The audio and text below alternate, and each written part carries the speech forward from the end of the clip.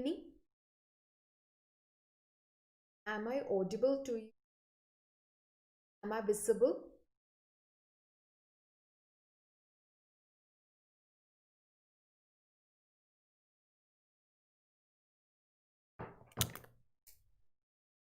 If you are facing any technical error or something, just message me. We'll begin our section.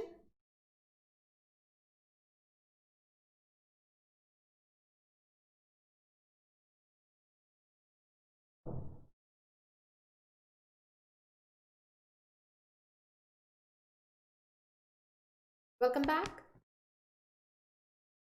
Let's crack UPSC CSE English. This is our channel name. Let's crack UPSC CSE English. If you have not yet subscribed our channel, please do subscribe it for latest updates and notification. Unacademy is India's largest online platform where you are able to access the unlimited and recorded courses from India's best educators at a single destination. We provide systematic and holistic approach for each and every courses and every classes. We are providing daily live classes, live tests, unlimited access and structured course. This is our specialty. Where you can download the app. You can download the app from Google Play Store and App Store. Apart from the YouTube classes, we provide classes in the Unacademy app. About me, I'm Liyamol Biju. I have completed my Masters in English Literature. Currently, I'm pursuing PhD and I have experience as career counselor and more than 3 years of teaching experience. My Telegram channel link, you can actually follow me on Telegram. I'll be posting it in the chat box. You can follow me for the daily updates and notes. It's my Academy profile. You can verify with it. Liyamol Biju. Search for my name. You can watch the classes over there. And use my username or referral ID BIJ to avail a discount. And one more important thing, we are in a plan to hike the fee. So if you are interested, join early as possible because there will be a price hike. And what does this get? This is 39,600 for 12 months after applying the discount. For 24 months, you get a discount and you get it 7,600.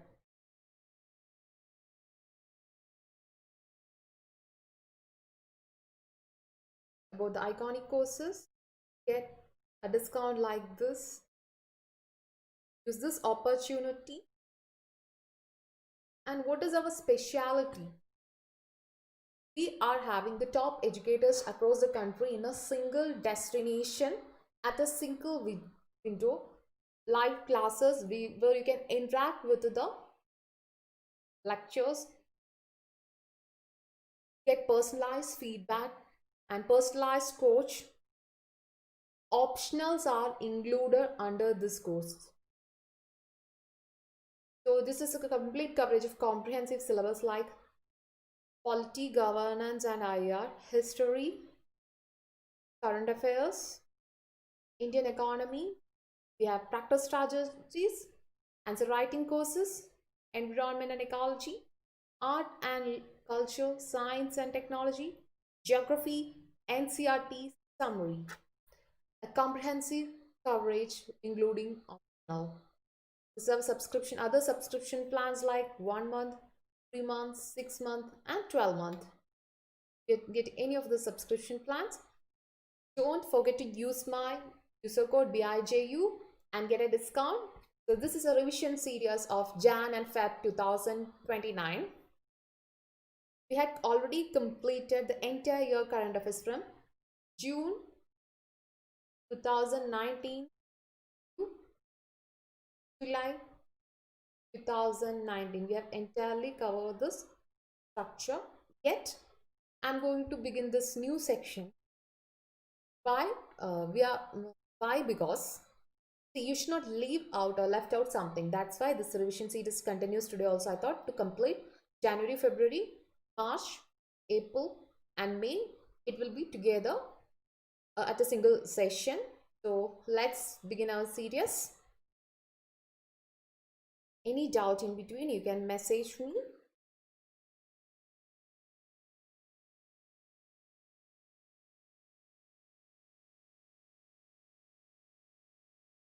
Guru Padma Shambhava. Who is he?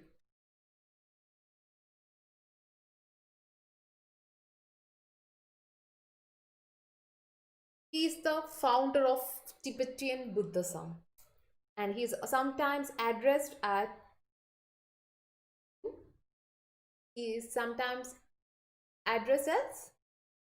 Guru Rinpoche. This is the main thing. You want to know who is he? What is Buddhism and Jainism? If you don't know about it, just go and watch the session that I have already done in the Academy app, and it's of course free of cost. So don't worry about it. Check my name and find it.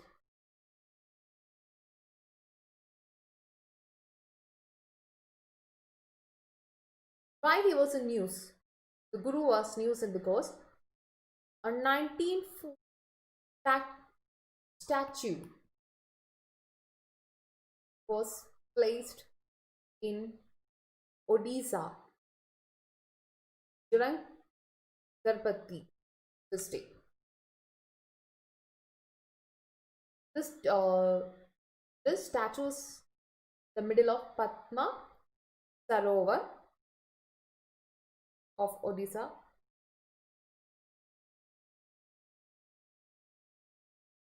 First, this is a tank near Padma Shambhava Mahavira. What is it? The largest Buddhist monastery in eastern India. This monastery, that is Padmashambhava Monastery, was inaugurated by Dalai Lama in the year 2010 when he was reached here 6 decades ago as a settler. It's also known as the second Buddha. Who is the second Buddha? Guru Padma Shambhava is known as the second Guru.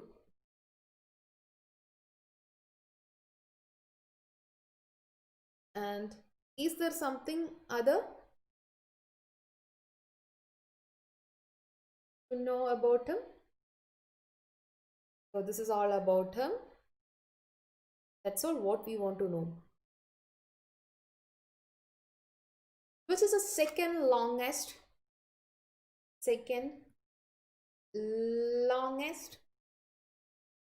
railway tunnel?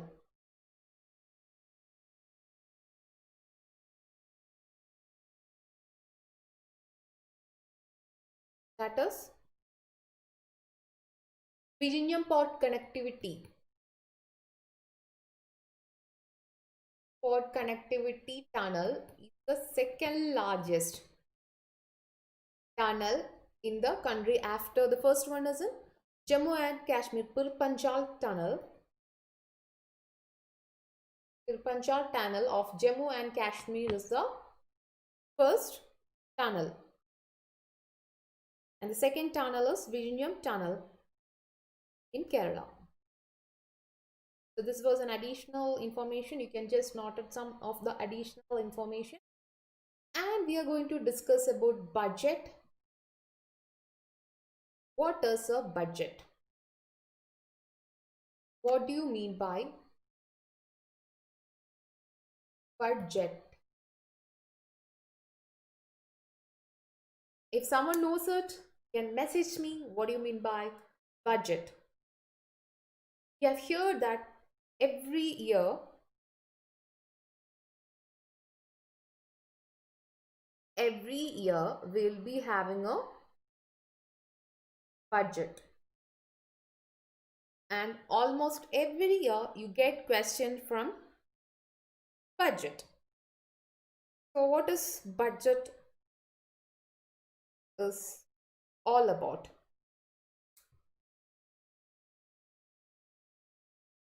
What is government budgeting? Every year there will be new thing. According to Article 112 of the Constitution. What is Article 112? Union budget of every year referred to as annual financial statement. So this is an annual financial statement according to the Article 112 of our Constitution. Article 112 of the Constitution say that we are having an annual financial statement, and that annual financial statement is budget.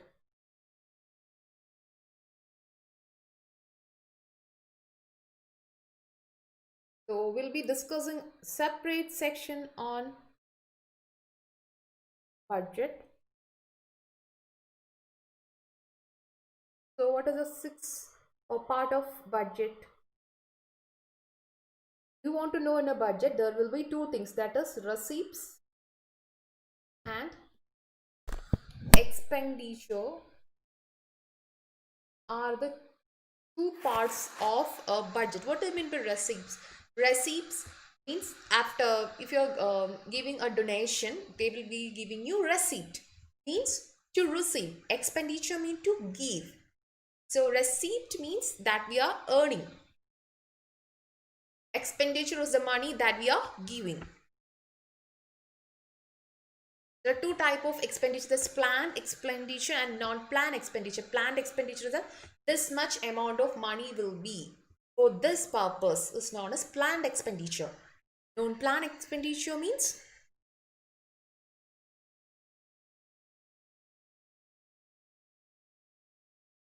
that is PM Care Fund, which emerged as an emergency due to what? COVID-19 was a non-planned expenditure. It has come immediately. Something is coming immediately is known as non-planned expenditure. Do you have any doubt?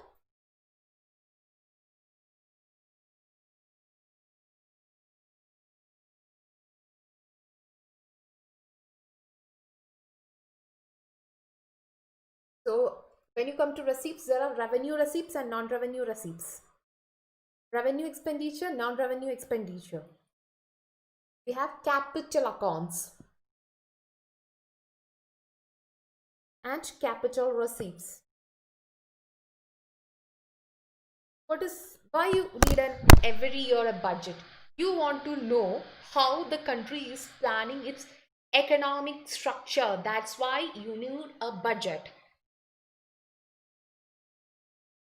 What are the main objectives behind the budget? Reallocation of fund.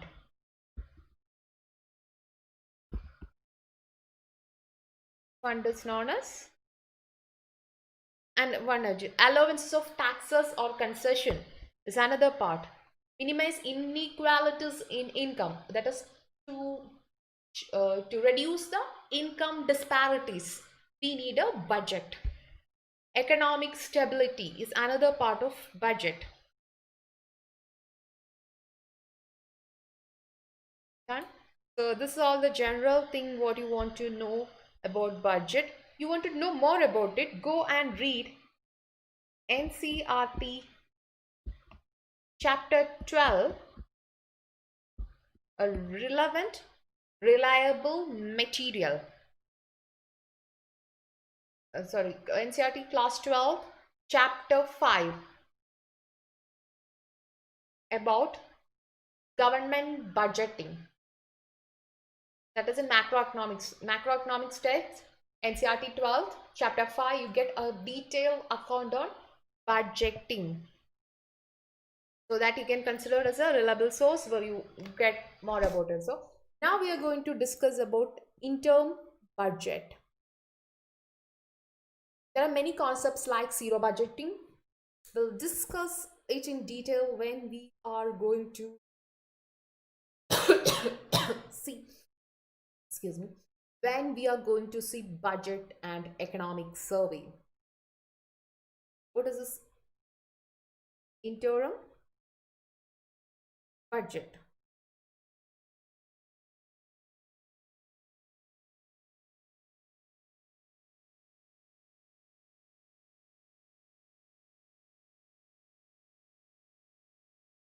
So then you want to know the difference between vote on account and interim budget. So we'll deal it in details. One portion, whatever you're studying, no, you have to be clear about it because you don't have much time. Done?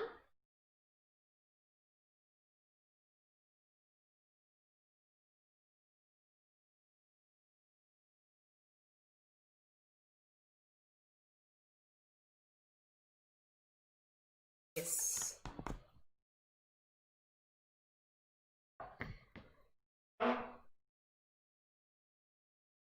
So budget means for the entire country we are providing a financial statement, a financial account has been made. What do you mean by interim budget? The interim budget is when a government does not have the time to provide a full course budget. The government is providing interim budget means for the entire year. So for the entire year, the government is not having time to produce it. Then it is known as interim budget. Interim budget is not same as vote on account. When vote on account, what is having in vote on account? Vote on account only have what? Expenditure. Expenditure is there only in the vote on account. So when for the first time interim budget has been presented. Why interim budget was presented in 2019? Due to elections, okay. The first interim budget was presented by R.K. Shanmugam Shetty in the year 1948. He actually 1947 to 1948, this period, first interim budget has been produced in the constitution.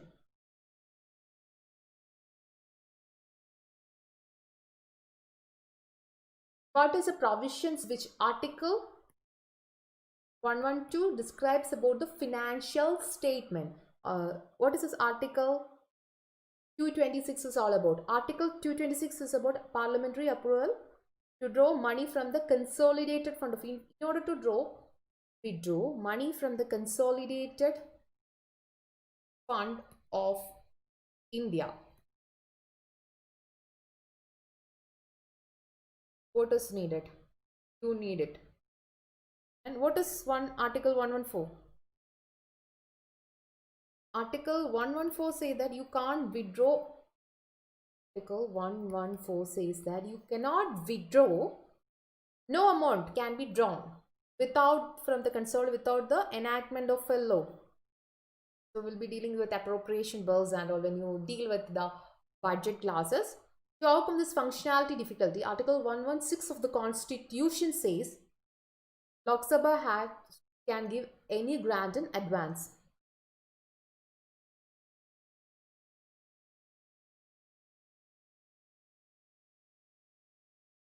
So this is the thing. So we'll be dealing with interim budget. So in 2019 there was an interim budget. What is it? It is a period that goes with the election. So that's why the budget of the government granted for a financial year starts from April to March for the next year.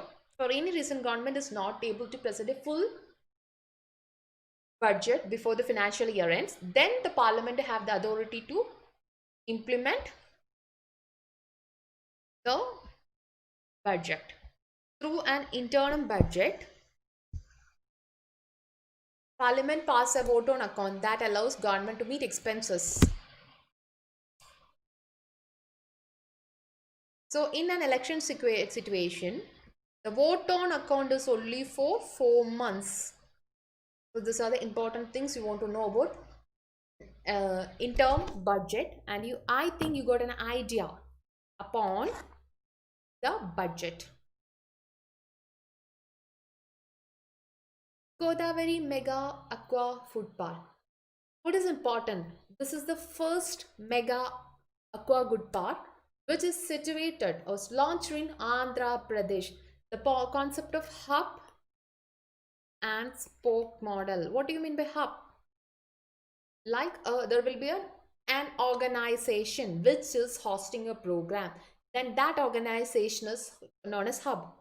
The another organization which is related to the hub is known as spoke.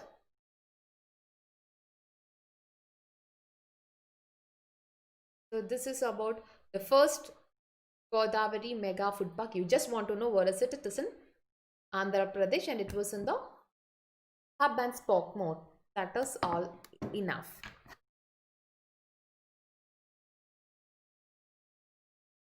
Angel tax.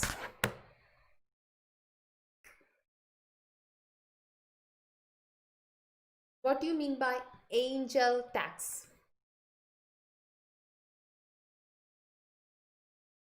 What do you mean by tax? What do you mean by a tax?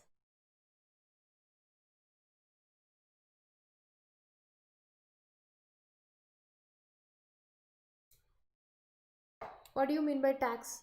There are many tax like GST, goods and service tax. There are different type of taxation, that is direct. There are mainly two type of taxation, that is direct tax and indirect tax. GST is a collection of indirect tax. Direct tax example is income tax, corporation tax, etc. is a direct tax. Some tax is a direct tax. Direct tax means something that is collected from you directly. Indirect tax means that is not collected from you directly, but you have to pay a tax. There was a Yojana, that is Save Boj Yojana, to reimburse the amount which is given under GST.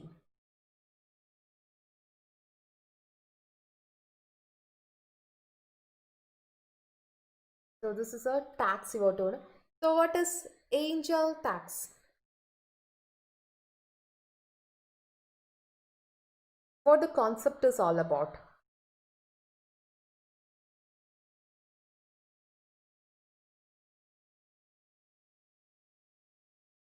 Angel tax is a 30% of a tax that is levied on the funding received by startups from external investor. Is known as angel tax. That is 30% of a tax. You're collecting nearly 30% of the tax on funding they received by startups from an external investor. From an external investor, you are starting an institution or something you are starting. You are being funded by another investor. That from that investor, a tax of 30% is collected. That is known as angel tax. That is, you have started an institution named X and you are funded by the institution named Y. So tax which is collected from Y for making investments in the X is known as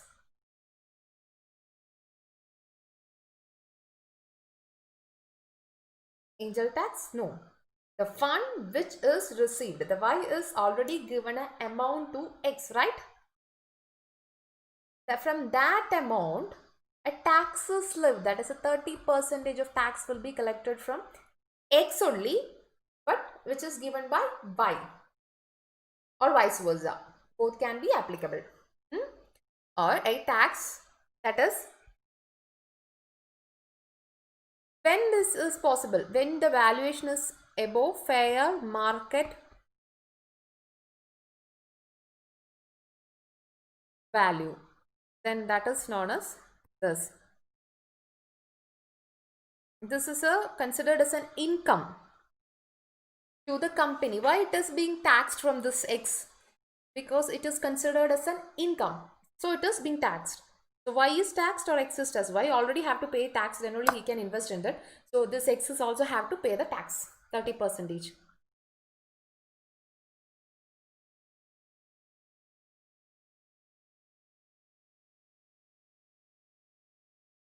So money laundering problem, to solve this money laundering problem, such taxes are being started.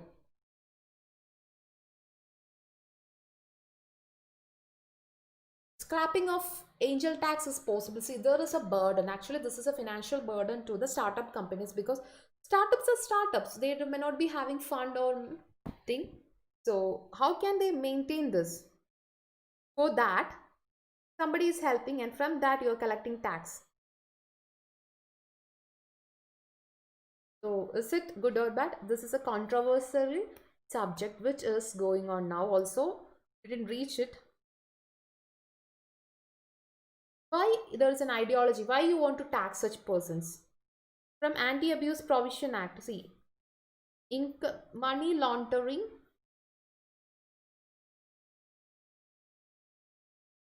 Act 2012 is the reason why we are collecting tax from the angel investors.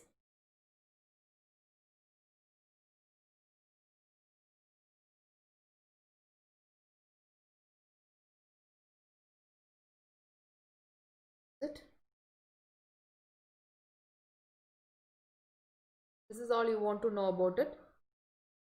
Angel tax. When you are known as angel tax, there is another tax, vendor tax. What is vendor tax? A vendor is the, you have to pay a tax, that is known as vendor tax.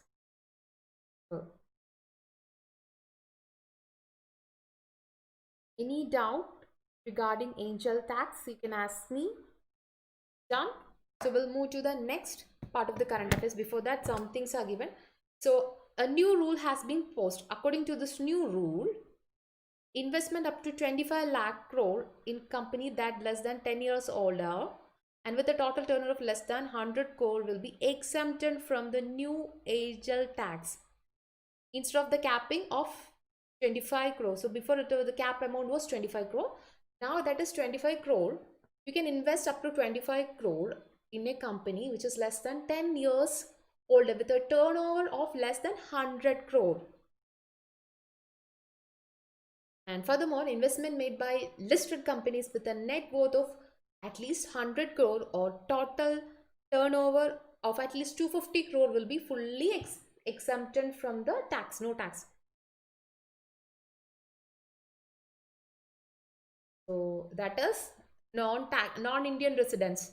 They won't be taxed. So this is all you want to know about the angel tax. Hope the concept is clear to you. Any doubt now you can message me. See, since this is a portion which is related to which one you want to explanation? Hi. I've seen your things right now. Which one? Explanation. Okay.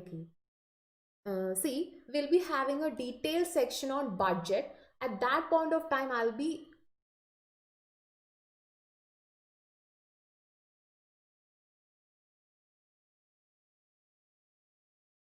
see replay the problem. No, I was not looking. That's why I didn't replay. Sorry. So we'll be having a section mostly in this section. Now I'm going to have a section for complete section for budget, economic survey. So in that section, I'll be dealing with everything. What you want, will be explaining what is you mean by CRR, reverse repo, rate repo. So everything will be explained in that section, like more or less like a complete coverage to the of economics for in the prelims point of view. Now we are going to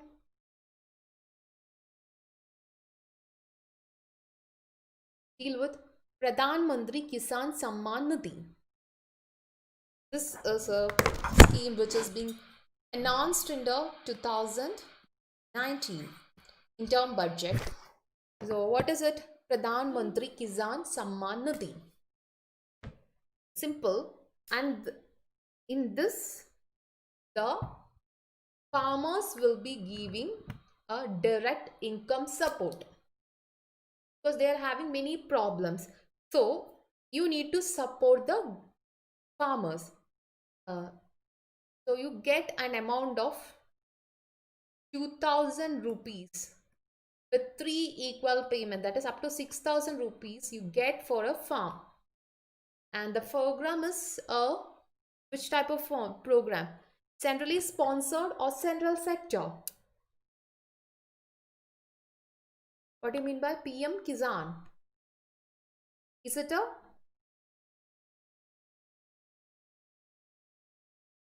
central sector scheme or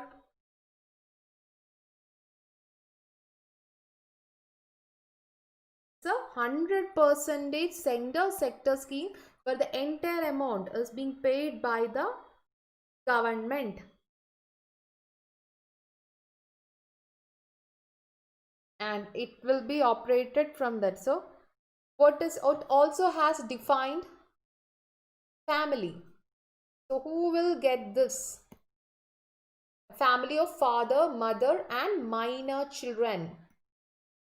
Definition has been given for this. How will you get the fund? The fund will be transferred to your account. No intermediaries, agencies is there. Directly you'll get.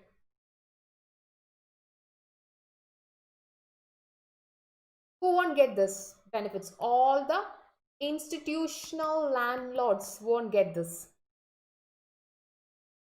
And farmer families which is belonging to one or more things won't be getting. So this is the main idea of PM Kisan Samman. Is there any other scheme which you are getting fund up to 15,000 something and all? We discussed yesterday. For street vendors, what is the name of the scheme? Can message. See, don't think that I'm not messaging, I'm not replying you back immediately since I'm taking classes, no? I have to concentrate on taking classes. That's why once I'm going through the section, once I'm going through the section, your messages, that point of time I will be replying to you. So it may not be immediately. That's why. Aber. What is this Aber? So Aber is a digital currency. Is Aber a cryptocurrency? No, it is a digital currency. So what are the other digital currencies in the world? Do you know the name of some other digital currency?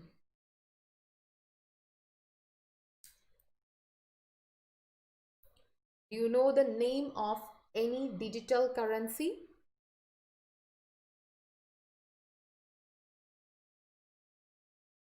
So two type things are digital currency.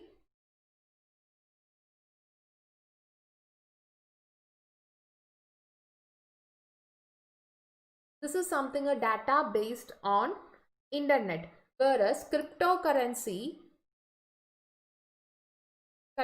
work based on what? Blockchain technology. Cryptocurrency work in the method of blockchain technology, like that is will continuing, whereas digital currency is a balance or a record stored in a distributed database on internet.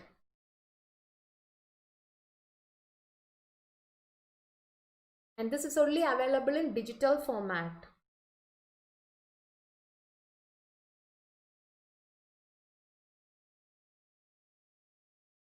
Then this is not a physical currency. So when you come to this is three types of currency you want to know in this area. That is, first one is digital currency, second one is cryptocurrency. There's a third form of currency that is known as virtual currency. What is this virtual currency? Examples of cryptocurrency, it is Bitcoin and Ethereum are the two wonderful examples for cryptocurrency. What is virtual currency? An unregulated digital currency that is controlled by developer. The founding organization is known as virtual currency. Three type of digital currencies are the digital currency, cryptocurrency and virtual currency. A virtual currency which is using cryptography or blockchain technology is known as cryptocurrency.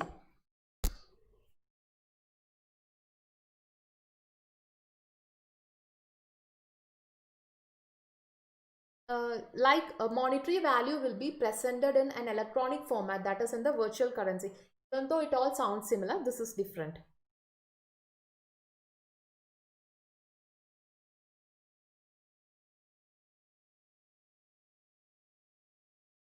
So this is a basic idea about digital currency, cryptocurrency and virtual currency.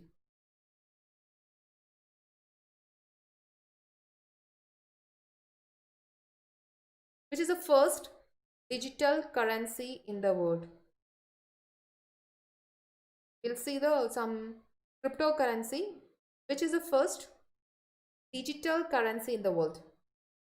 Is it able?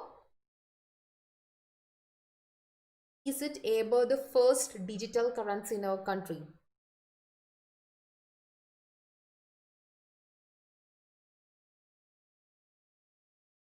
E-gold is the first digital currency in the world, which is introduced in the year 1996. So the concept of digital currency is from the year 1996.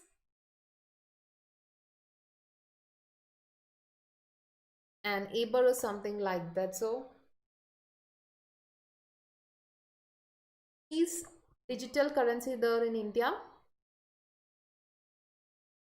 So India does not have a virtual currency, cryptocurrency, nor a digital currency. Our central bank is always against this.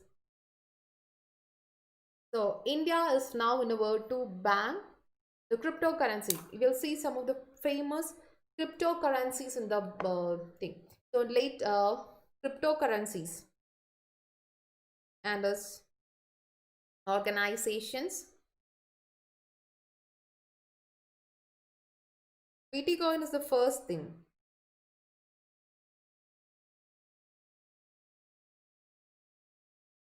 Facebook has created something. Ethereum is the USD Tether. And what is a Facebook cryptocurrency? Name of the Facebook's cryptocurrency. Can you say the name of Facebook has recently launched a cryptocurrency which we have already discussed in a detailed way? Can you name it?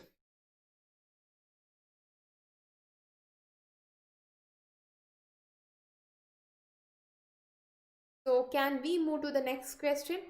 Go and refer the previous sections. It's not good that everything I'm telling, because we already discussed about this is an idea, right?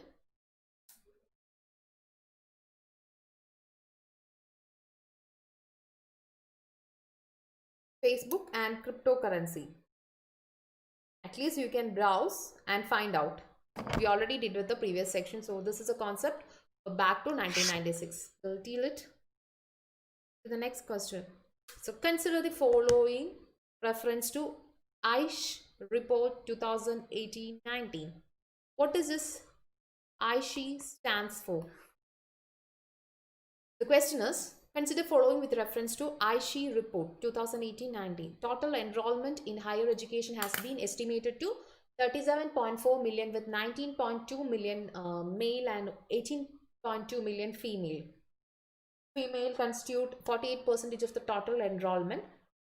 Pupil teacher ratio in the universities colleges 29. If regular modest enrollment is considered, whereas PTR of for universities and its constituent unit is 18 for regular mode. Which of the following is or are correct about Aisha? Is it by India or some other world?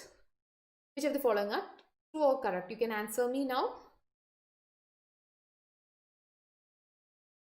What is the full form of Aisha? Both the answers are correct regarding it, and this is exclusively by India. All India Survey on Higher Education. All India Survey on Higher Education is known as Aisha. We'll see some of the what is this main about. This is to study about the gender gap in our country in terms of education and what is the quality of the education what we are having.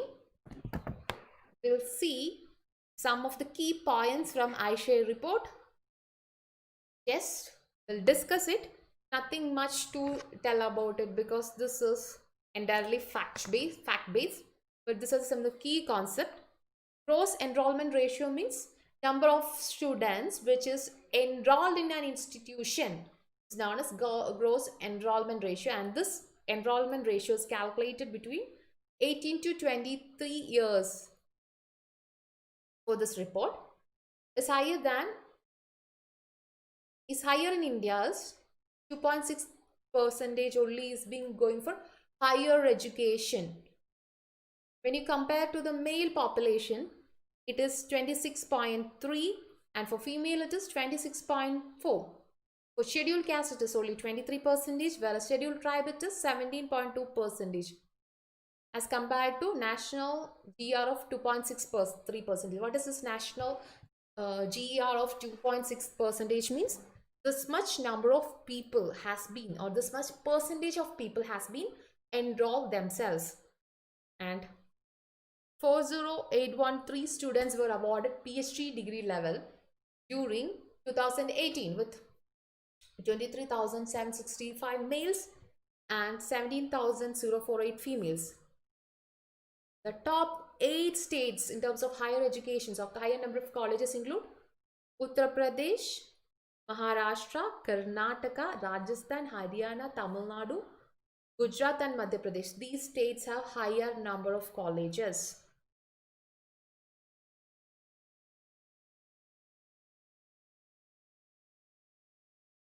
Maharashtra has the second and the record of the second highest student enrollment ratio in our country.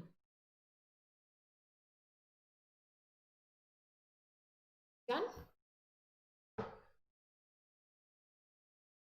In Rajasthan, male enrollment number is higher as compared to females. UG level only 51% males and 49% female. Uttar Pradesh comes at number 1 with highest student enrollment followed by Maharashtra and Tamil Nadu. I already mentioned that Maharashtra comes as second. The first state is Uttar Pradesh and third state is Tamil Nadu. This much lack total number of teachers, out of which 8% are in male teachers, 42.2% are female teachers in Bihar, 78.9% are male teachers, 21.02 are female teachers. So this is a main highlights of this.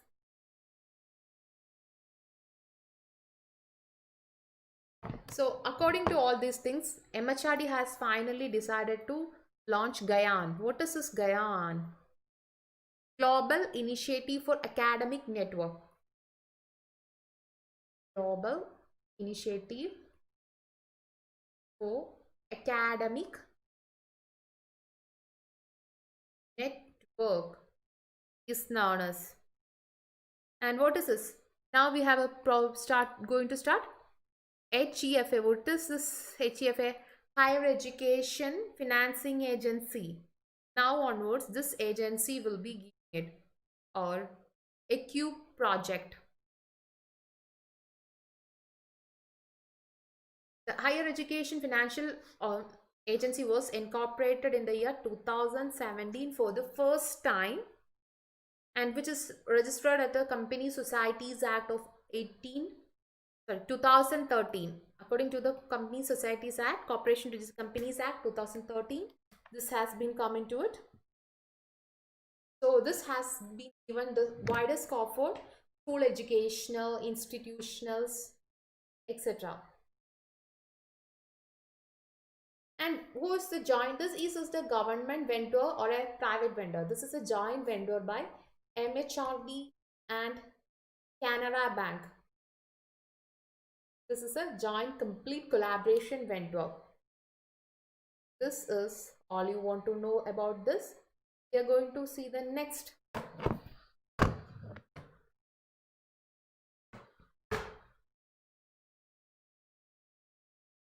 AIBP. What is it? AIBP stands for. It's a central sector scheme initiated back to 1996. Don't think that something during 1996 I am discussing, because still it have its own importance. Can you name it?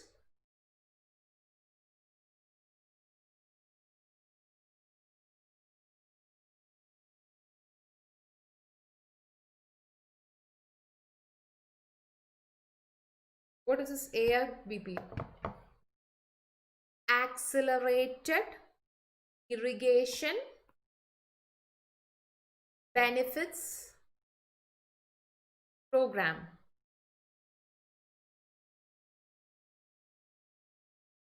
This is known as AIBP. What is the main aim? This is to provide financial assistance to the state government to complete the ongoing irrigation project. Complete the ongoing irrigation project, the government, central government will be providing fund to the state government through this scheme. The central assistance covered 25%. So the central will give you a 25% of the going schemes, and 50% for non-special category states.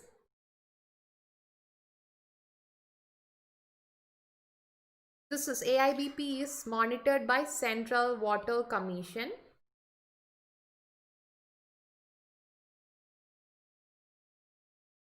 And where you get the details from water?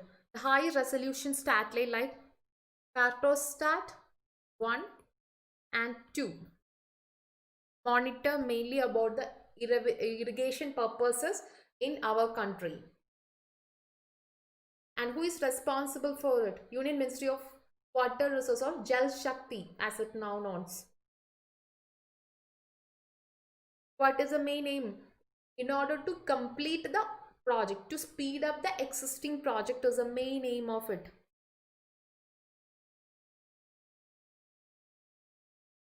This is you want to know about AIBP. Is there another something related to the name AIBP?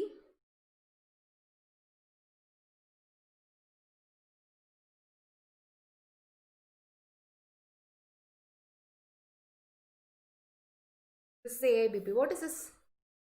IABP?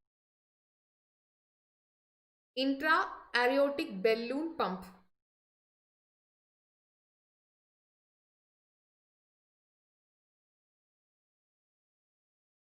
So what is the main use of this? This is to increase the myocardial oxygen level will be increased to IABP.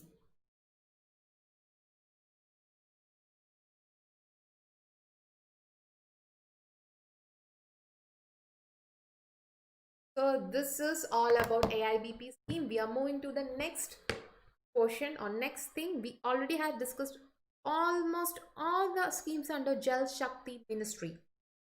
Pradhanmantri Swastha Suraksha Yojana. What is this Pradhanmantri Swastha Suraksha Yojana? When it has been launched? Pradhanmantri Swastha.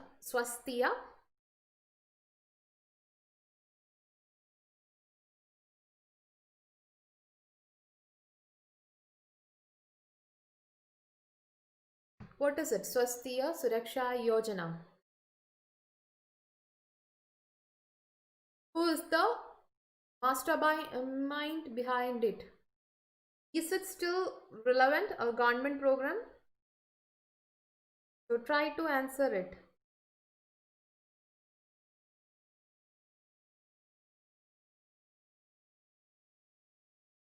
What is it all about?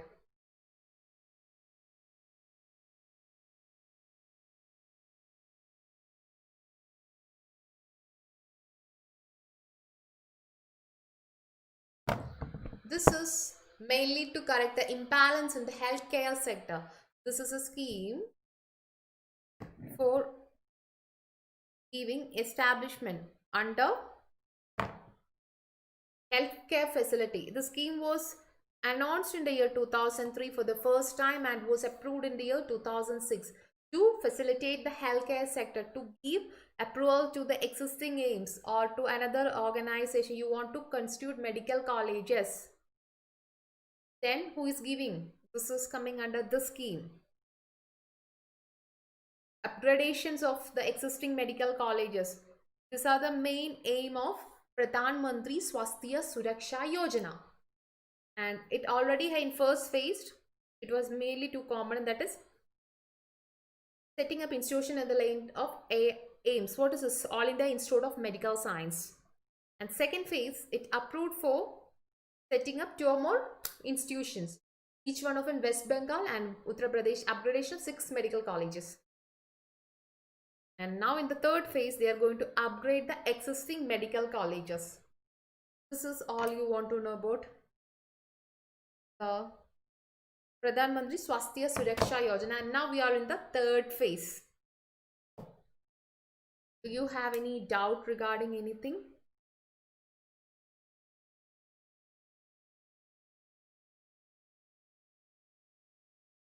Now you can message me. I'll be replying you back.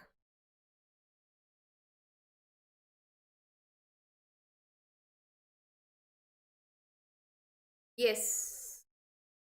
Now it is known as Ministry of Jal Shakti. Formerly it was known as Union Ministry of Water. Done? Now any doubt for you?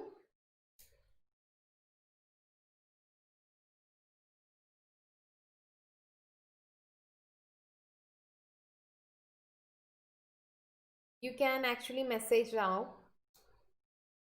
Fine. I think hope you all don't have any doubt regarding any of the things what we discussed right now. We'll move to the next section of the day. Pravasi bharatiya devas. What is pravasi bharatiya devas? Who are NRIs? We are discussing on pravasi bharatiya devas. Then who's NRIs?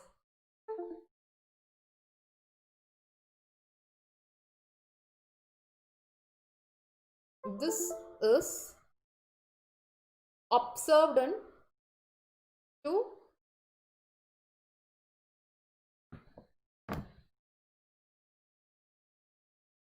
9th Jan is celebrated as this Pravasya Bharatiya Divas. Basically in 2 years, every 2 years, this once in every 2 years this is celebrated. What is this?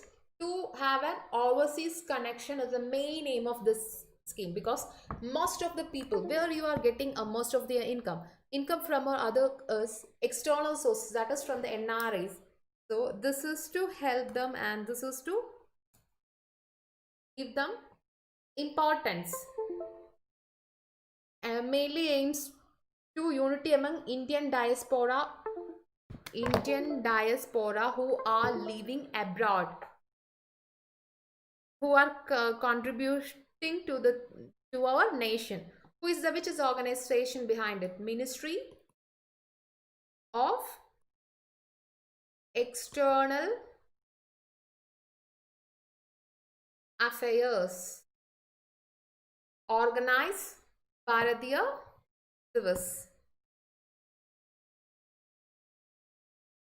What is the theme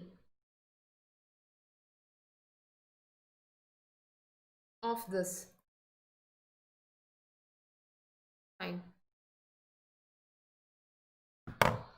So this is all the thing. So non-resident Indian OCI card holders. What is the difference between NRI vs OCI card holders? Is both of them same or different?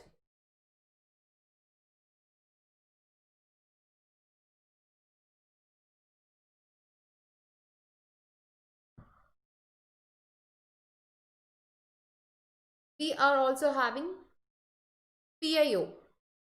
This is another category. What is this? Persons of Indian origin. PIO is persons of Indian origin. Means their parents might be Indian, but they are born in other country, is known as PIO. What is this? OCI card holders.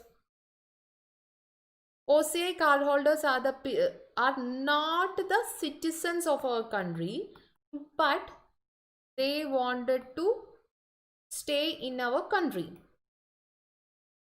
Such people are known as ORI, OCI card holders. NR is non-resident Indian. Their citizenship is Indian, but they are living abroad and working. In India, is dual citizenship possible? In India?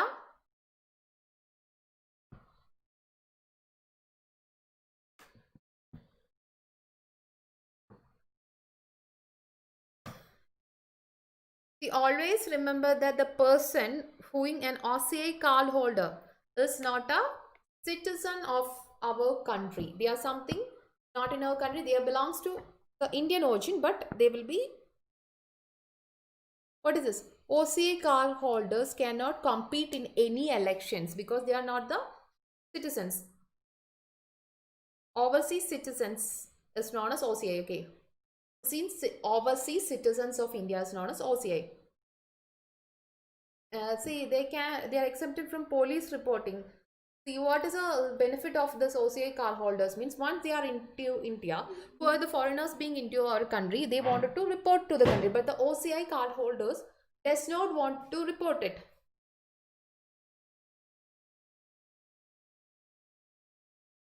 So what is, they all having same right what an NRI enjoy, but they does not have the right like accusation of agricultural or plantation properties. Who is an NRI? A person who is not in India for 180 days or more during a financial year is known as NRI. If you visit for 1 month visa, you won't be an NRI.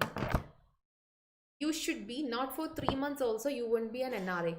Unless or until you have spent 182 days abroad, is known as NRI.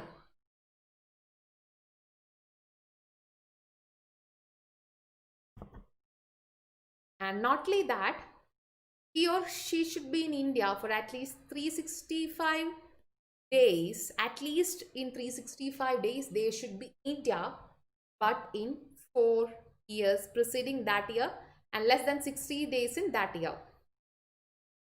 So 4 years before. Preceding 4 years means back to 4 years. They should have completed 365 days. Also, they should be living the 60 years.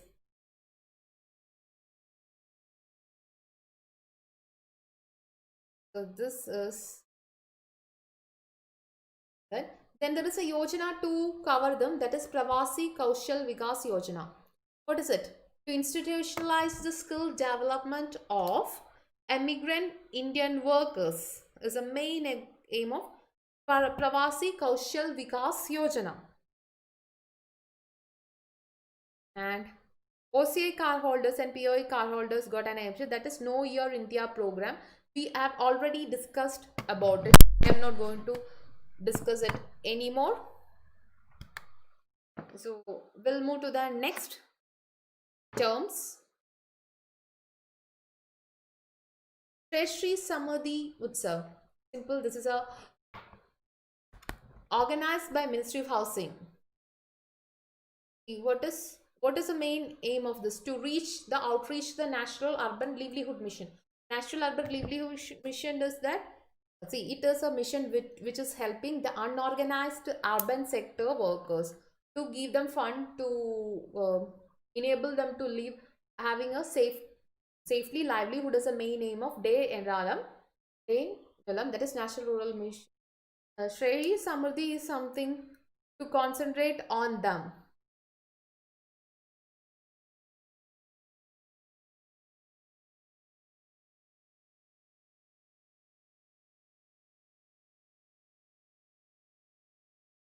Done. So which country is celebrating it? It is celebrating in India.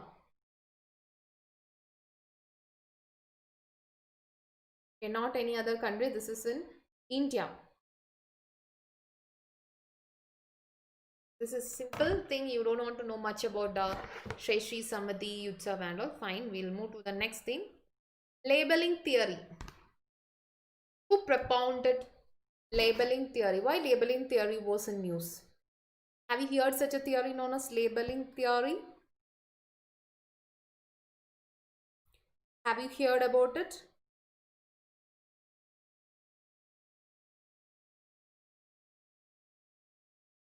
So, many labeling theories might be having heard, that is labeling theory in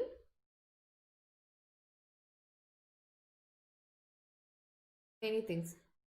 So labeling theory in sociology is what we are going to see today. This is to study the social behavior pattern of a human being and what is their impact. That is various social behavior will be studied in this labeling theory, basically of criminal, those who are coming from the criminal background and all. Who popularized this theory? The popularized theory was by American sociologist Howard S. Baker. American sociologist Howard S. Baker is the mastermind behind it, and it was in 1963 in his book Outsiders. It has been mentioned. Don't think why I am discussing you with it. So it was in Hindu newspaper. There was an article upon labeling theory. So I thought I can give you an idea what is it about it.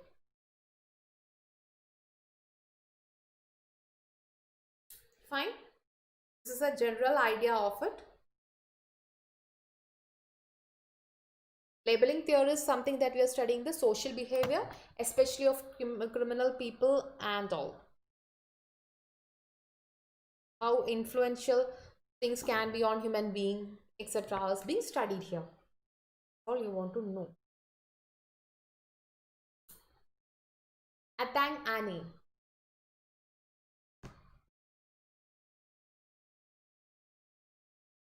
What is this Atang Annie?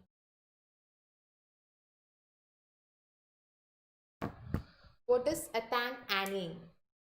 Is it a bird? Is it a something else? Is it an ant? Is it an organism? Or is it a place of name of a place?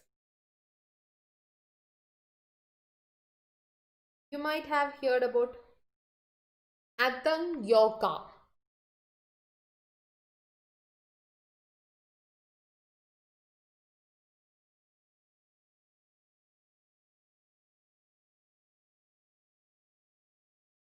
This is a tallest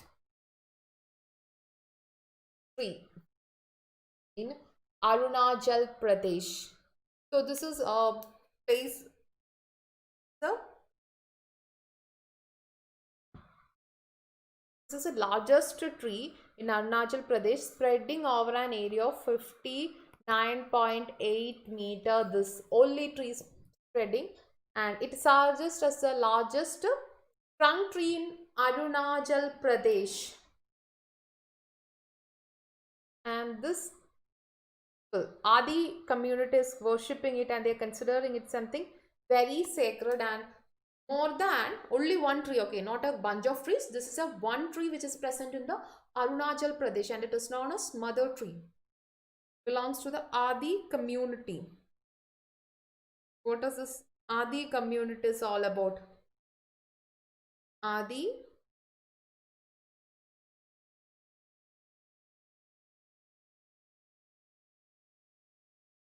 who are they? Adi community.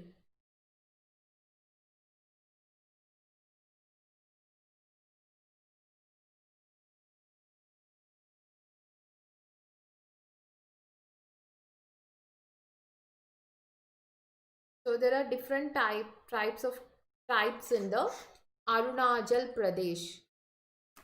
So we'll see some of the tribes in Arunachal Pradesh right now. One among them is Adi community. They have a ritual called a mortar or patter system in Adi tribe dialect. It is a customary self-restriction where locals lock down several villages by erecting barricades to prevent entry of outsiders.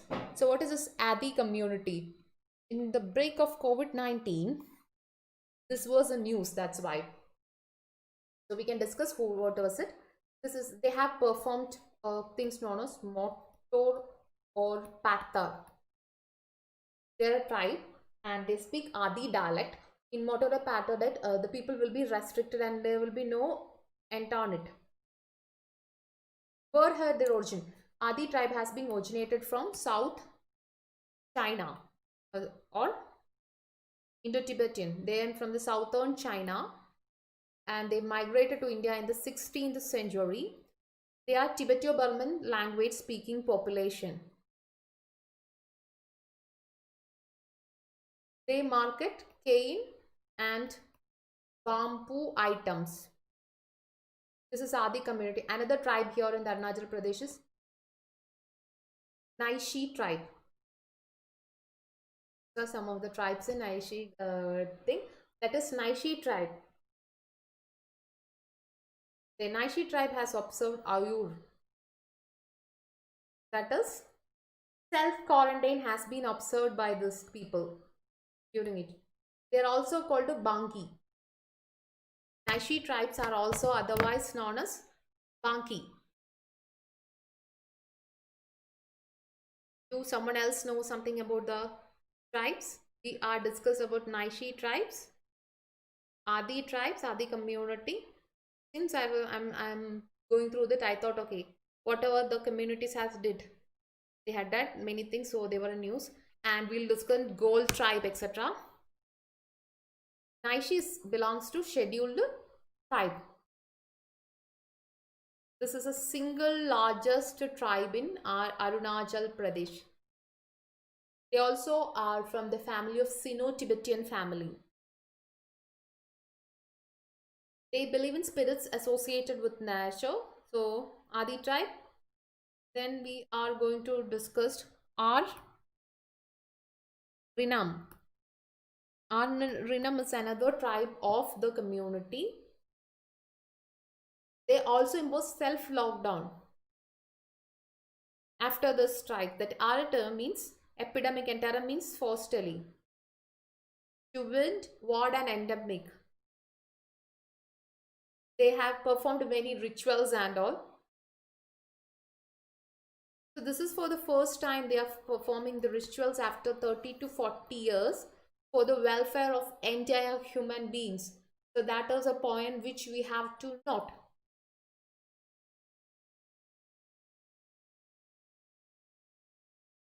And who practice this Niram? This practice is by Gallo tribe. Gallos performed it for the first time, this Niram thing. Okay, they are scheduled tribe. Moffin. Moffin is the main festival of Gallows.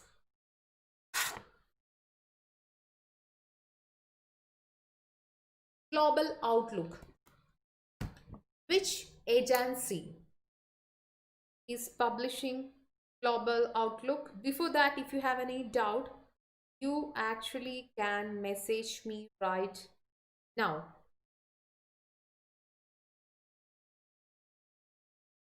Whatever I'm discussing, are you able to understand it? Yes. The theme is to connect. The theme is to connect people with who live in another country. Yes, of course, that is really true about pravasi devas. Whatever you have messaged is really correct. And self-identity in child behavior studies. We discussed one theory right now, no? About that. And you're correct about it. We'll go through the next thing, that is global outlook. Global outlook. So what is it global outlook is all about?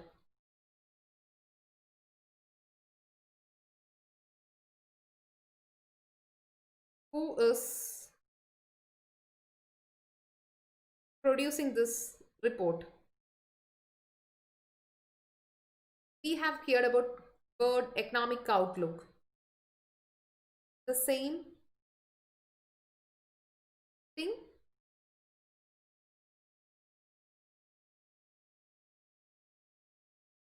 So this is something that Trump has told about it.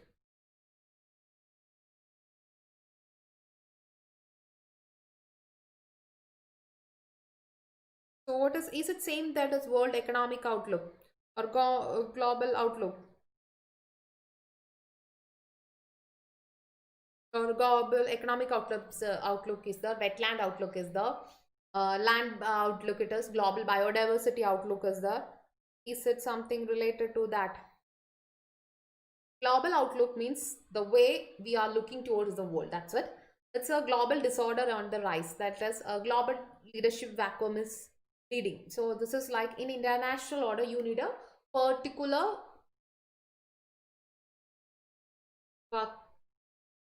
persons to look after you, to set the things. So what is happening it? The entire world is facing a crisis upon a proper leader in the entire world. So actually when Russia, there is a cold war between Russia and US right now, and even the China is creating a lot of political tension. US is against them. What is other problem is Brexit. Everything has been discussed.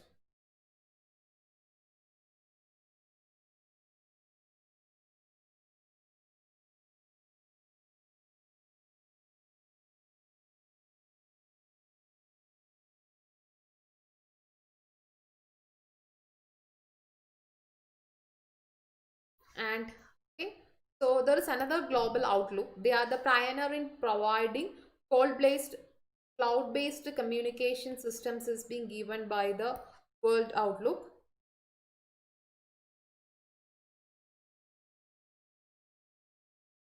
And it was India's first hosting company since 2019. So that is a global outlook. There is something similar to that. We'll see World Economic Outlook. Who is producing or who is releasing Global Economic Outlook? Is it IMF?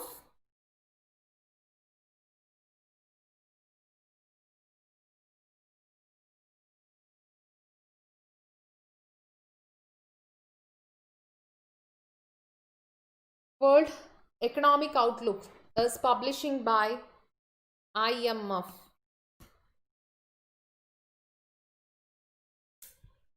That's all you just want to know. We'll be seeing it.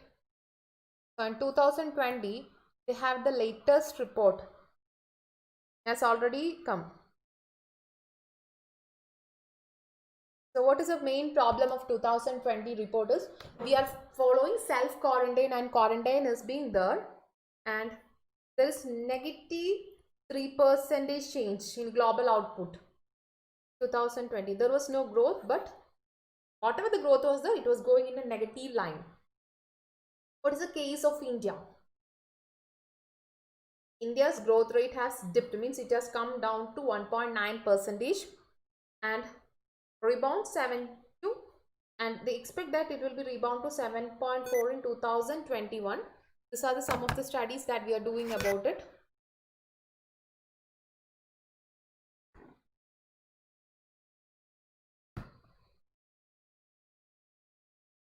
So in Asia, there is a growth. You can expect a growth rate at 1%. And China is expected to grow at 1.2% in World Economic Outlook of, this is a World Economic Outlook, which is published by IMF. These are the projects which has been given. So we'll move to the next thing.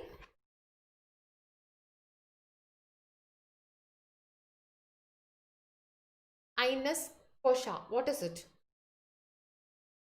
Andaman and Nicobar.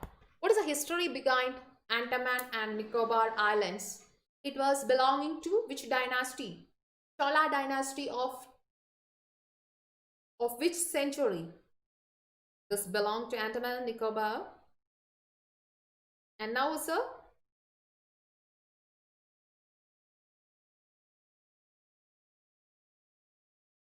what?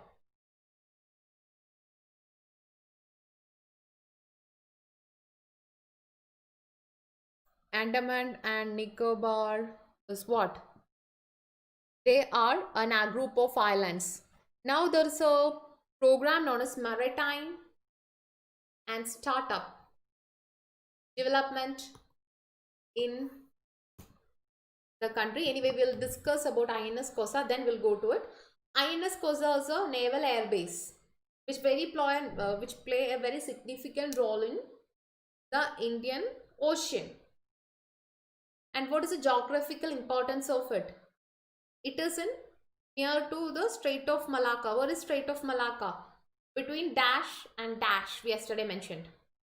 It is just 90 kilometers from Indonesia, 45 kilometers from Myanmar, 550 kilometers from Thailand. Very interesting to know that 80% of the cargo which is going to China is from Strait of Malacca. South China Sea is Strait of Malacca actually divides South China Sea and Pacific Ocean. Strait of Malacca. So this is a strategical important naval air base for India. INS Koza, a naval air base. So we'll discuss something known as transshipment hub. See, there is a proposal of transshipment hub in Andaman and Nicobar. What does means? So this is like a halting place. It will be a halting place for the cargo ships anymore. That is the main impact of it. Also a submarine capable project.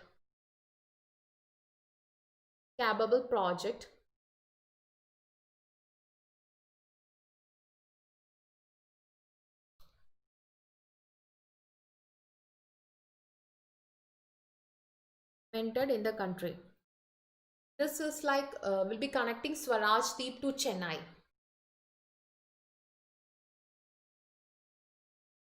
Now we are also going to explore this Port Blair Airport.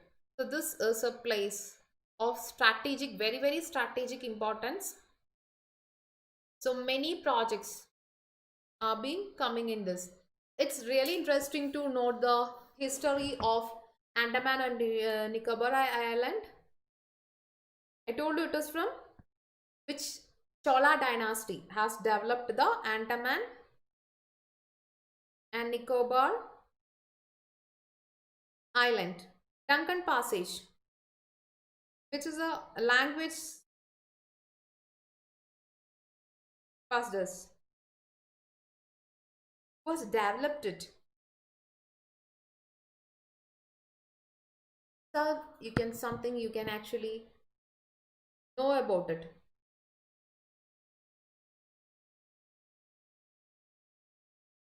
See, this Andaman Nicobar Island was in Japanese occupation during the Second World War time. It was with the Japanese time.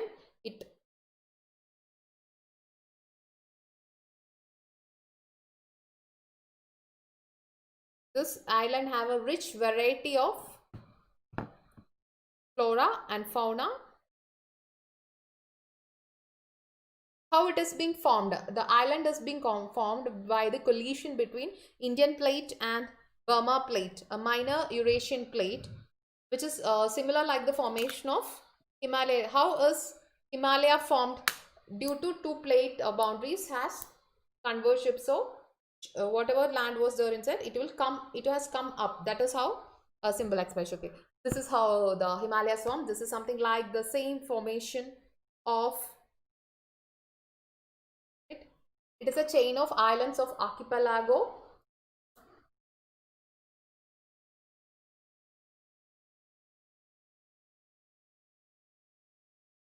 So the southward extension of Andaman Nicobar Island is known as Arakan Yoma. Is the southward extension, which is like in Myanmar range. Lakshadweep Islands. What is Lakshadweep Island? When you are reading, where is it? It is a hot spot volcanism is there in Lakshadweep Island. What is the name of this reunion hotspot? Island is extending from 6 degree 45 degree N north to 13 degrees Celsius 45 N south. This is how the island is extended. This is like 590 kilometers. A very thing. What is Duncan Passage? Duncan Passage is separating Little Andaman and South Andaman is separated by Duncan Passage. Duncan Passage separates Little Andaman and South Andaman. Lord Bear, one of the major airport in the thing.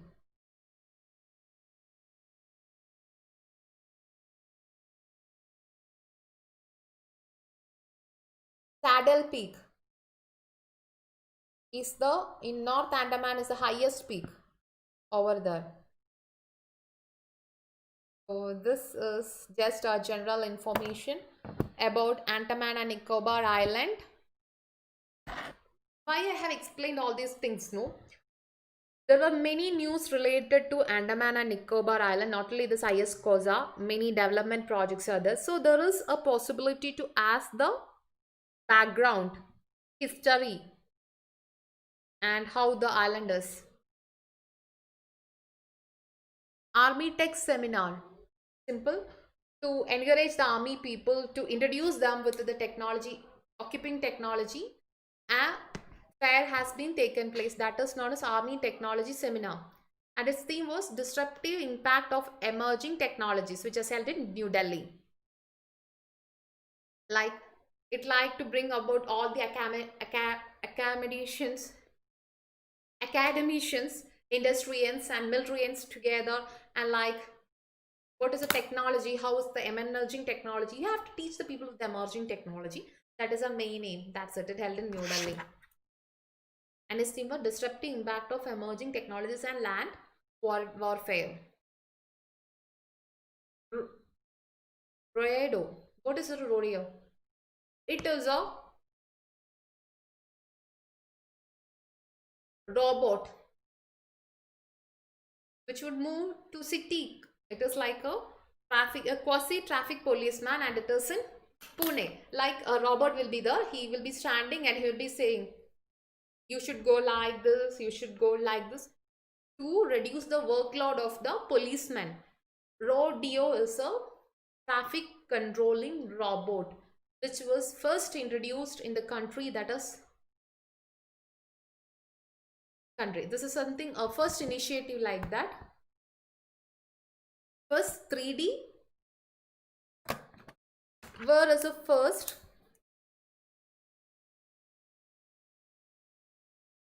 3D traffic light placed in the country? I won't tell the name of the place, find it out, because we already discussed about this. This is all rare. Rodeo.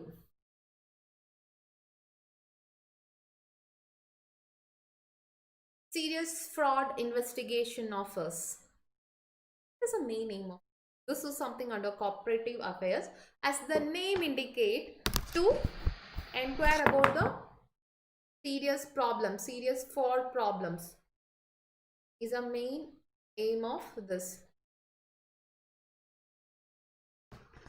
It is an organization which is involving and studying the laws like forensic or cooperative laws, information technology, who is violating it, it will be looking it.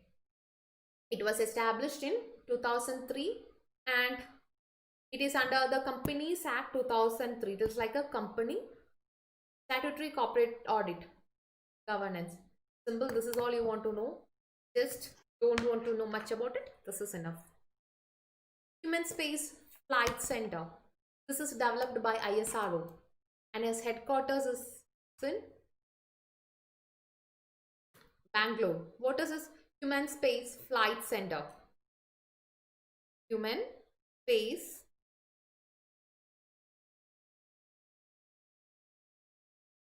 Flight Center. This is something to help the Indian Research Association or to check with the Indian research people.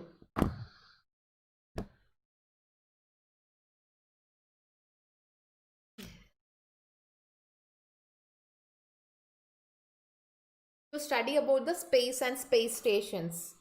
That is the main aim of it. Now onwards it will be the nodal responsible agency for implementing Gayaan project.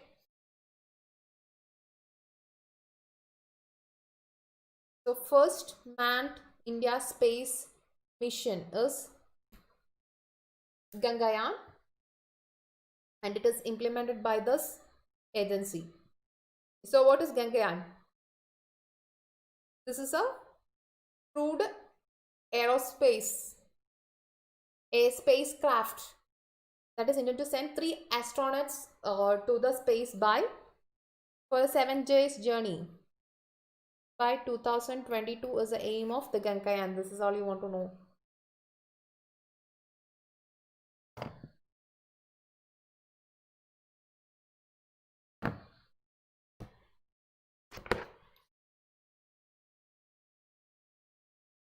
Kushi scheme. Kushi scheme is a scheme by the Odisha government, mainly initiative to empower women and like providing sanitary napkins free of cost to the women in the country. It's a part of self-help, what is it? Family welfare program. Under the scheme, health department aim to give free sanitary napkins from the age of 6th to 12th class is the aim of this scheme. So there are another part in our country which is giving this Kushi scheme. Kushi scheme. Anything else? There we discuss many other schemes also. Two things you have to review. What is polar vortex? What is polar vortex? It is like a low pressure over the poles. This is simply known as polar vortex. Something like a cone shaped. Cone shaped will be the polar vortex. It is behind the stratosphere layer. So what is atmosphere have how many layers?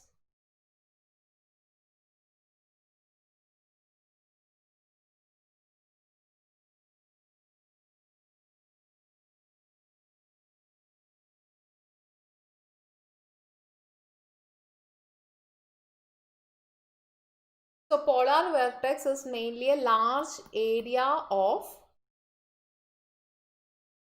low pressure plus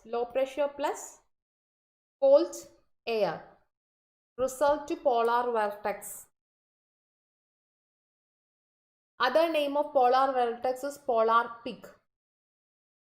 Don't think that some pig and all. This is a low pressure area plus cold air is there, then it is known as polar vortex. Like counter clockwise, this is not clockwise, this is anti-clockwise movement of the air. So during the winter in northern hemisphere, what will happen? Polar vortex will expand and then sending cold air southward.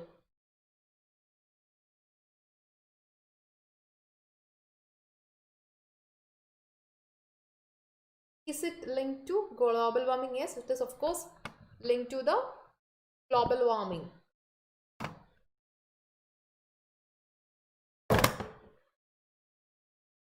No.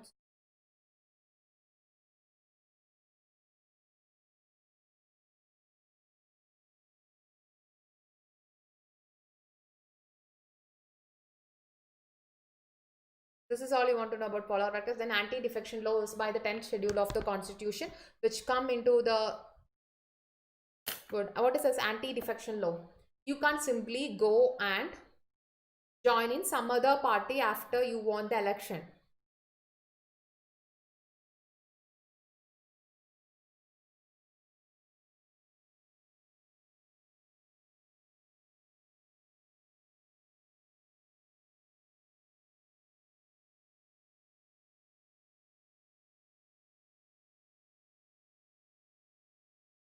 It is lays down by the process by which legislators may disqualify on the grounds of presiding officer. That is simply you can't go and to the another place you can't be go. So who is this is can disqualify a person based on it, and this is decided by the chairman or speaker of the constitution. How you will be disqualified? If voluntarily a person who belongs to a particular political party giving up his position and joining in another party, simply he will be disqualified forever. But the other question is, can entire team be a part of it? No, never. Then Shikshan Shantan. It was under Ministry of. This is a vocational training program to the non-literate people, neo-literate people, school dropouts, like skill development, market skill development program, which was launched in the year 2000. Before it was in MHRD, now it is in, from 2018 onwards, it was in under the Ministry of Skill Development to non-literate or neo-literate people, and for the school dropouts to give them education.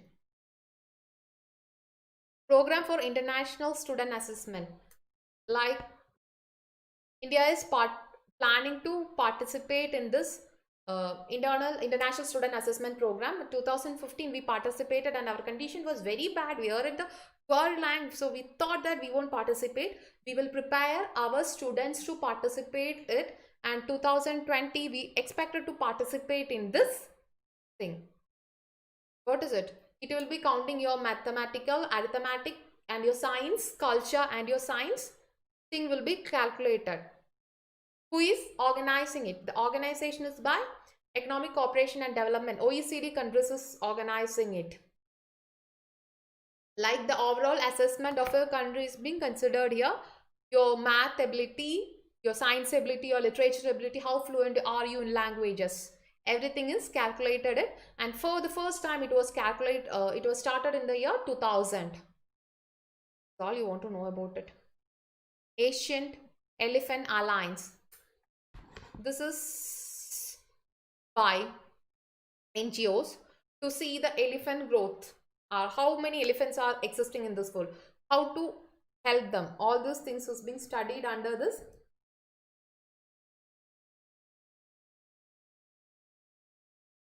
Asian Elephant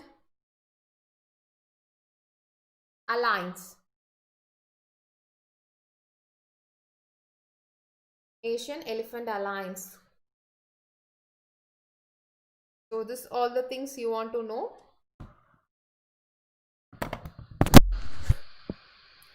And they are planning to give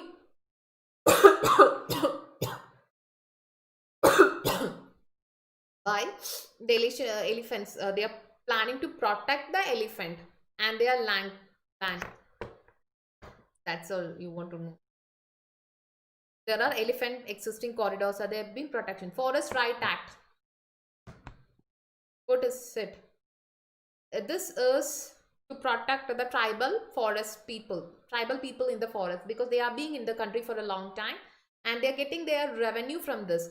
So who can use it?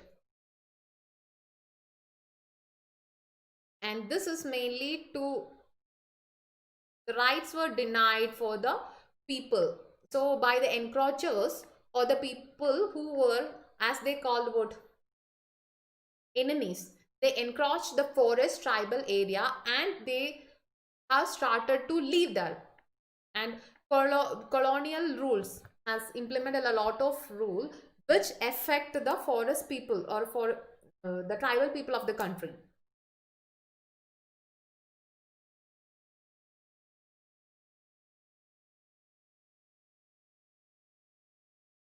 So what was in news?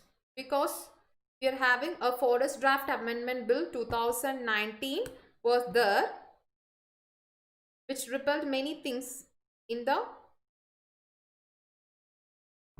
Forest Act 2006.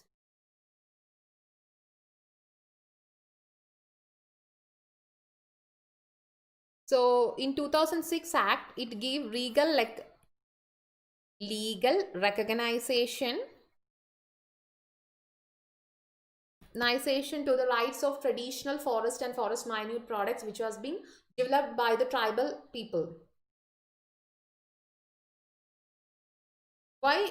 Who can get it? The people who are completely residing in the forest land, and they are not having thing.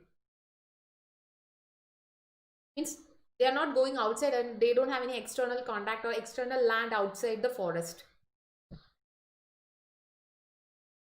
Three type of rights are being recognized. That is land right, they get use rights,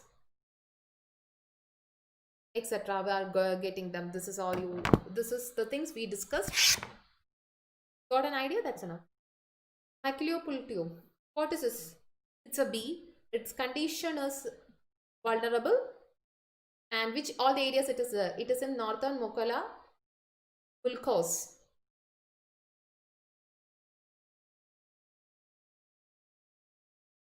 It was discovered in the 19th century. IUCN vulnerable list. It is present in North Mukula, and that is mainly in Indonesian island.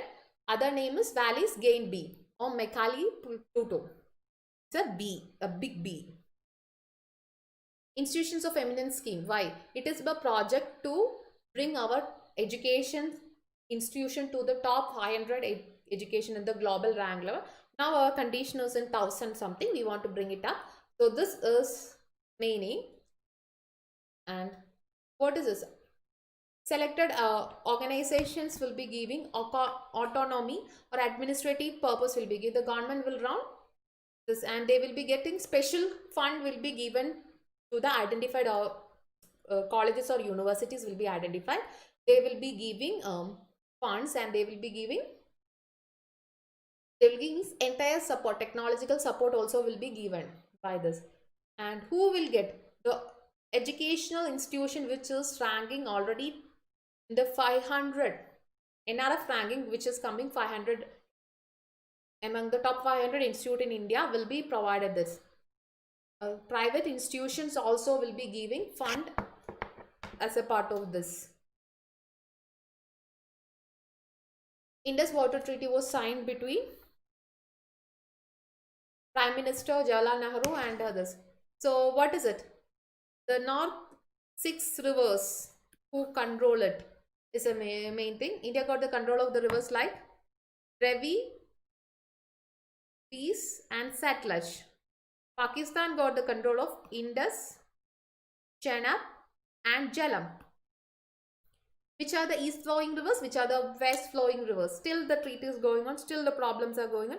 Timely we are, World Bank has come to assist it. So whenever problems it is going to World Bank. Help us, help us, help us. Indus Water Treaty.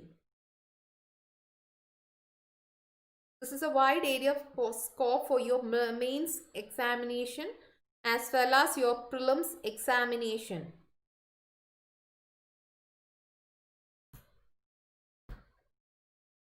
Which are the 8 flowing rivers?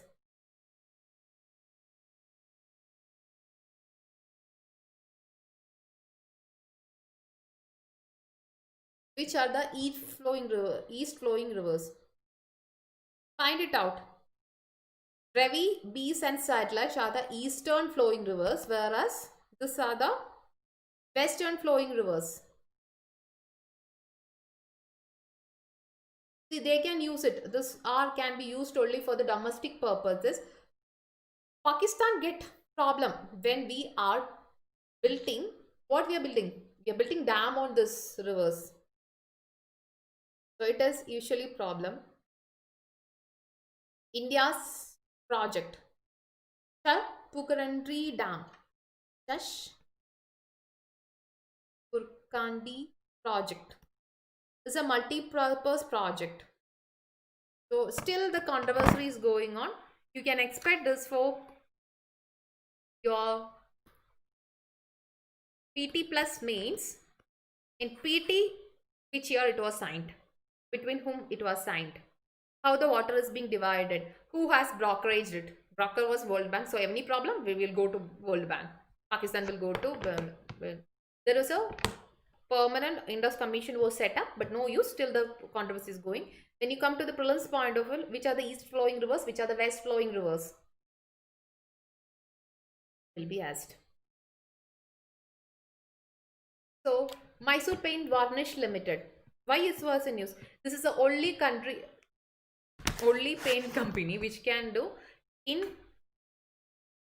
indelible ink, which is used in the election. So when you are going election, you get a ink and you can't, it won't be going it on the first time. So first time it was used in the 1962 election. This is the only company can produce the right.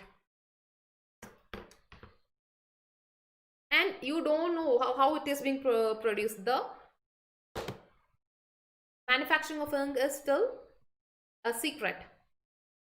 Bhavantar Yojana. This is the first by a Madhya Pradesh government to help the market controlling products, to help the people. That's the main aim of the Bhavantar Yojana.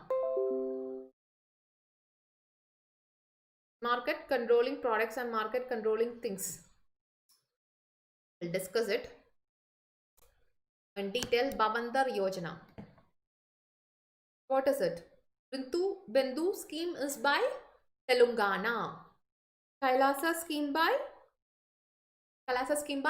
Odisha. So these are the some of the regional schemes, which is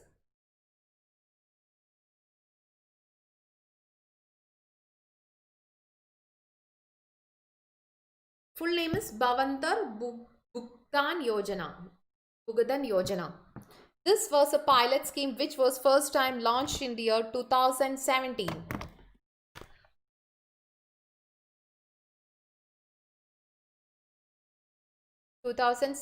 We have launched the scheme to support the farmers. So Bhavantar means literally means difference in rate, to cope up with the differential rate of the market, and to help them, this has been started. This DBT, direct benefit transfer, directly to your account you get the money. Other Karnataka is operating a scheme for milk.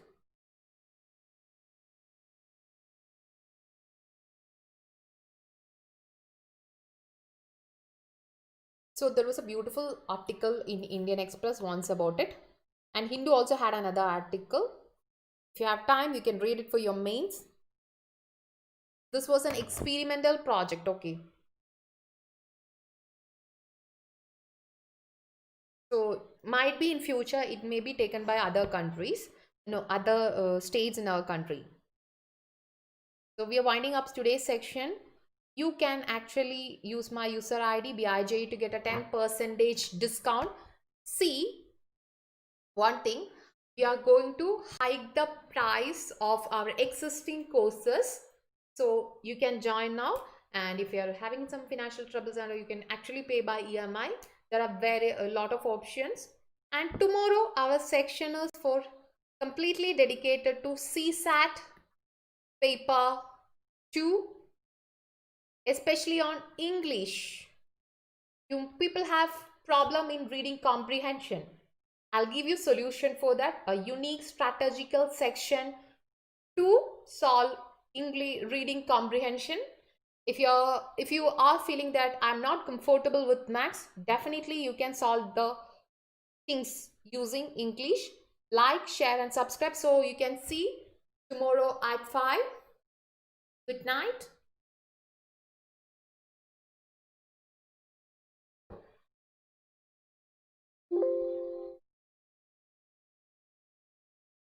We're winding up the section.